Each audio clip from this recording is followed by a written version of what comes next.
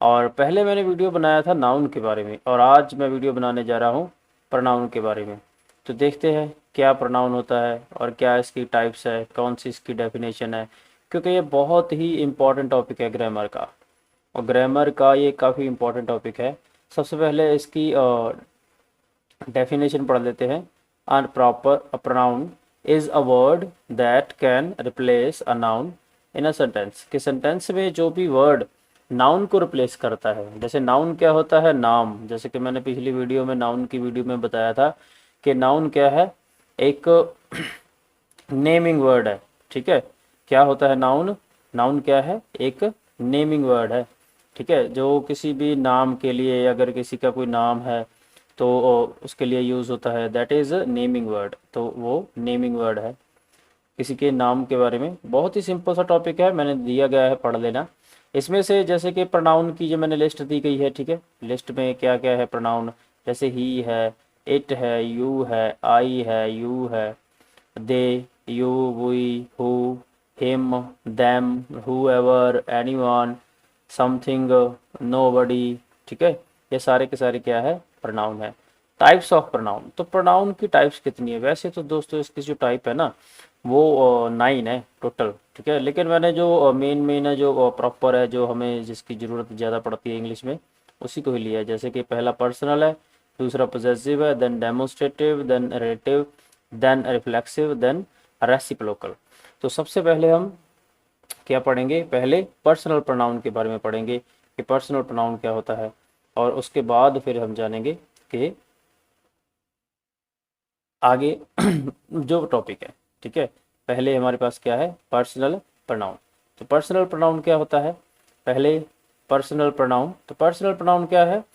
Personal pronoun represent specific people, things, we use them depending on. ठीक है, means कि इसका जो डिपेंड करता है, जैसे कि सिंगुलर भी है, जैसे आई है, आई सिंगुलर है। ठीक है, उसके बाद वी है, वी प्लूरल है, then first person and second person, then third person. Second person, जो फर्स्ट पर्सन क्या है, जो बंदा बात कर रहा है। सेकंड पर्सन क्या होता है? जिसके साथ बात कर रहा है वो। थर्ड पर्सन क्या होता है? जिसके बारे में, जैसे क्या है, ही, शी, इट, के सारे क्या है, थर्ड पर्सन है। इसमें मेल की कैटेगरी आ गई, फीमेल की कैटेगरी आ गई, न्यूटर आ गए। न्यूटर मतलब जो फेल फीमेल दोनों के लिए यूज हो सकते हैं, जैसे कि इट है। उसके बाद केस क्या है, जैसे सब्जेक्ट है। ठीक है, उसका ऑब्जेक्ट में अस आ गया।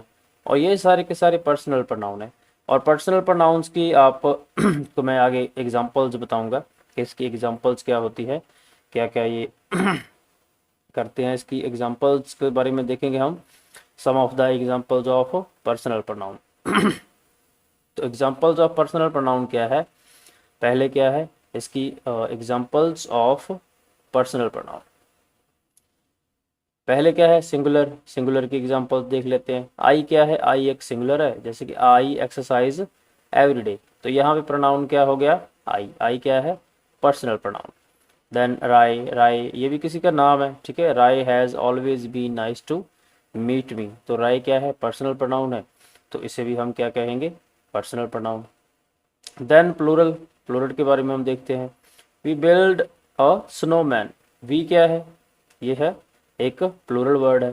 ठीक है, प्लूरल वर्ड है, एक से ज़्यादा है। Then the price of the jewellery surprised us. देखो ये जो हमने कहा था ना, अस क्या है? एक ऑब्जेक्ट में आएगा, जैसे पहले हमने पढ़ा था। Then Rohan's clothes were soaked after the car splashed them. तो देम क्या है? प्लूरल है।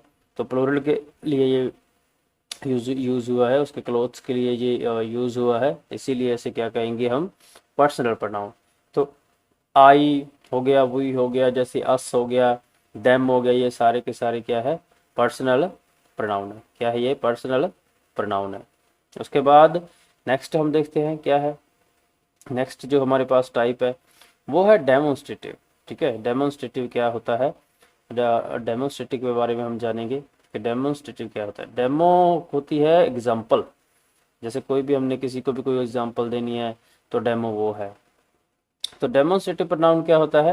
Demonstrative pronoun is a word that used that use to stand in for a noun, means कि जो नाउन की जगह पे जो वर्ड यूज होता है किसी भी सेंटेंस में, नाउन की जगह पे वर्ड यूज होने वाला क्या है, नाउन है। जैसे क्या है, they are use to point to something और समथिंग स्पेसिफिक। जैसे कि क्या है, दिस, ठीक है, इसमें तो 3-4 ही हैं, ठीक है।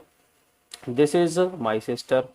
The English demonstrative pronouns are, क्या है, 4 ही है। एक तो है दिस है, दैट है, दीज है, दोज है। इसमें क्या है, दिस हो गया एक, तो दैट हो गया, दीज हो गया, दोज हो गया। ये सिर्फ 4 ही है हमारे पास। जैसे मैं आपको एग्जांपल देता हूँ, ये देखो पिक्चर। जैसे मान लो दिस किसके लिए है, ठीक है, ये दोनों का दोनों, दिस और दैट क्या है, दिस क्या है, दिस मान लो सपोज हमारे पास कोई भी चीज़ है जो क्या है, सिंगुलर है बट क्या है, नियर है हमारे, ठीक है, सिंगुलर है बट नियर है। और दैट क्या है, सिंगुलर है बट है क्या, फार है। फार मीन्स दूर है हमसे, ठीक है सिंगुलर बट दूर है। और दोज क्या है, दोज इसके उल्टा, ठीक है, दोज क्या है दूर है बट प्लूरल है वो फार के लिए यूज होगा बट प्लूरल के लिए यूज होगा। और उसके बाद दीज, तो दीज क्या है, दीज क्या है, दीज भी प्लूरल है बट वो किसके लिए यूज होता है, नियर के लिए, नेड़े, ठीक है। जैसे कि यहाँ पे मान लो कोई बंदा यहाँ पे खड़ा है, ठीक है, और उसके ये नज़दीक है तो दिस आएगा, ये दूर है, ठीक है, तो दैट आ जाएगा। ये क्या है, दूर है तो दैट आ जाएगा। इसीलिए मैंने पिक्चर दी गई है, ठीक है। अगर यहाँ पे 2 बंदे हैं तो यहाँ पे भी 2 है, ठीक है, तो ये इसके लिए क्या है, ये नज़दीक है इसके लिए, तो ये क्या आएगा, दीज आ जाएगा। और ये क्या आएगा, दोज आ जाएगा क्योंकि दूर है। तो ये है demonstrative pronoun, this, these, that and those. ये सिंपल है, बिल्कुल सिंपल बताया गया है। उसके बाद है हमारे पास रिलेटिव प्रोनाउन। तो रिलेटिव प्रोनाउन क्या होता है, उसका कैसे उसे प्रोनाउंस करेंगे या कैसे उसको उसकी डेफिनेशन क्या है रिलेटिव प्रोनाउन की, उसकी मीनिंग्स क्या है, ठीक है। रिलेटिव प्रोनाउन क्या होता है, अ relative pronoun is a pronoun that's used to introduce a relative clause. The main English relative pronouns are कौन कौन से जो मेन है, which, that, who and whom। देखो दोस्तों, ये एक सिंपल सी बात है कि अगर हम दो क्लॉज को, ठीक है, क्लॉज क्या होते हैं, ग्रुप ऑफ वर्ड्स। अगर हम 2 क्लॉज को, ठीक है, मान लो हमारे पास 2 क्लॉज हैं इंग्लिश के, तो 2 क्लॉज को अगर हम एक साथ जोड़ देते हैं, ठीक है, उनको प्लस कर देते हैं और उसके साथ एक सेंटेंस बना लेते हैं, एक मेन हमारे पास सेंटेंस बन जाता है। तो अगर हम उसे सेंटेंस बनाएंगे तो क्या होगा, वो हमारा एक सेंटेंस बन जाएगा। और विच, जैसे कि है दैट, ये ऐसे वर्ड है जो इंग्लिश लैंग्वेज में एक दूसरे क्लॉज को जोड़ते हैं। जैसे क्या है, द साइकिलिस्ट, देखो साइकिलिस्ट हमारे पास क्या है, एक क्लॉज हो गया, ठीक है, छोटा क्लॉज है। Then who won the race trained hard, मतलब कि उन्होंने ट्रेनिंग काफ़ी अच्छी की इसीलिए उसने वॉन किया, ठीक है। यहाँ पे हु क्या है, रिलेटिव क्लॉज है। क्यों, क्योंकि इन्होंने, इस वर्ड ने इस दोनों सेंटेंस को जोड़ दिया आपस में। नेक्स्ट पढ़ लेते हैं example, the pants that bought yesterday are already stained. तो क्या कह रहे हैं कि दैट, यहाँ पे क्या है, दैट, ठीक है। तो दैट क्या है हमारे पास, रिलेटिव क्लॉज है। क्यों, क्योंकि ये दोनों रिलेटिव्स को जोड़ रहा है। उसके बाद क्या है, द 4 टीम लीडर्स, और जो 4 टीम लीडर हैं, हुएवर द कमेटी, ठीक है, कमेटी पता नहीं, कमेटी कोई भी हो कोई भी नहीं हो, ठीक है, हुएवर। तो ये क्या है हमारे पास, रिलेटिव क्लॉज है। उसके बाद विच वर्ड, ये क्या है, spaghetti, who which we eat at least twice a week. तो ये क्या है हमारे पास, रिलेटिव क्लॉज आ गया, ठीक है। एक रिलेटिव क्लॉज क्या है हमारे पास, where did you buy the dress that, तो यहाँ पे क्या है, that you wore last week, जो अपने लास्ट वीक ड्रेस पहनी थी वो कहाँ से खरीदी थी। तो रिलेटिव प्रोनाउन क्या है, मोटा मोटा सा इसका अगर हम अंदाजा लगाए तो 2 क्लॉज को जोड़ने वाला जो वर्ड है, 2 छोटे छोटे सेंटेंसेस को, 2 छोटे छोटे वाक्य को जोड़ने वाला जो एक वर्ड है, ठीक है, उसे हम क्या बोलते हैं, relative clause.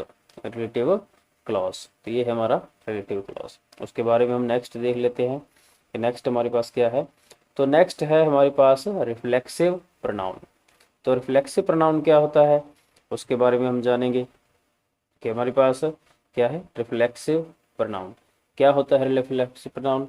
A reflexive pronoun is a pronoun that is, इसका मतलब इज है, अपॉस्ट्रोफी जो लगी हुई है, ठीक है, ये जो अपॉस्ट्रोफी है इसका मतलब इज है, that is used in the object position when the subject and object of the sentence are the same to show something or someone acting on themselves, for example himself। जैसे हो गया himself हो गया, herself हो गया, themselves हो गया, myself हो गया, ये सारे के सारे क्या है रिफ्लेक्सिव प्रोनाउन है, ठीक है। एग्जांपल इनकी हम देख लेते हैं। पहली एग्जांपल देखो, I was in a Hari so I washed myself।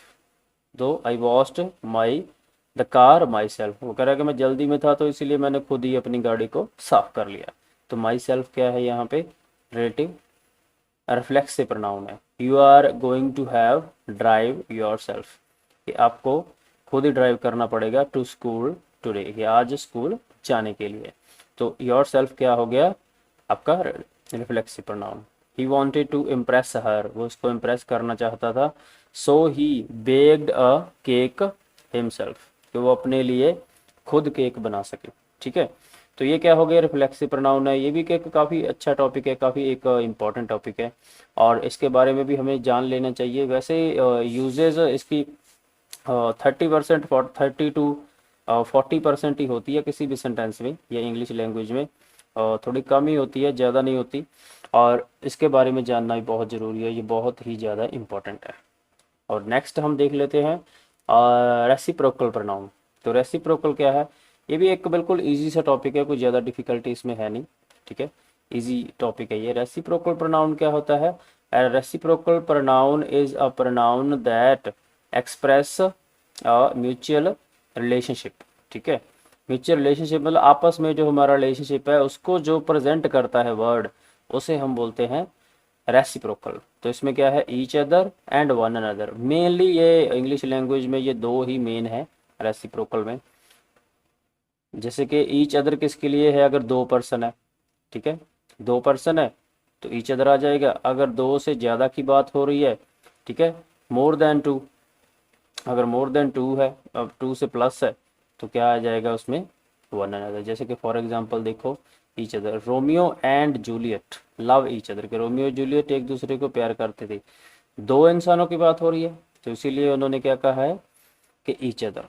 उसके बाद the coaches spoke to each other about strategy, means coaches ने आपस में बात की, यहाँ पे भी दो पर्सन की ही बात हो रही है तो इसीलिए क्या है ये रेसिप्रोकल है। तो वन अनदर क्या है? The members of the board congratulated one another, जो मेंबर बोर्ड के मेंबर थे वो एक दूसरे को बधाई दे रहे थे अपनी क्वार्टर की सक्सेसफुल क्वार्टर के ऊपर, ठीक है। इसका मतलब क्या है कि जो बोर्ड के मेंबर है वो ज़्यादा है, एक से ज़्यादा है। At the roast the guests took turns making jokes about one another, कि एक दूसरे के ऊपर वो जोक बना रहे थे, ठीक है, रोस्ट करने के लिए, इसीलिए। तो मान लो सपोज अगर हमारे पास क्या है दो पर्सन है, ठीक है, दो पर्सन आपस में बात कर रहे हैं तो उसके लिए क्या आ जाएगा? उसके लिए ईच अदर आ जाएगा, ठीक है, ईच अदर। अगर मान लो दो से ज़्यादा है, ठीक है, मोर देन टू है, मतलब प्लस है उसके, तो उसमें क्या आ जाए, उसमें क्या आ जाएगा वन अनदर। तो वन अनदर और ईच अदर में सिर्फ यही फ़र्क है।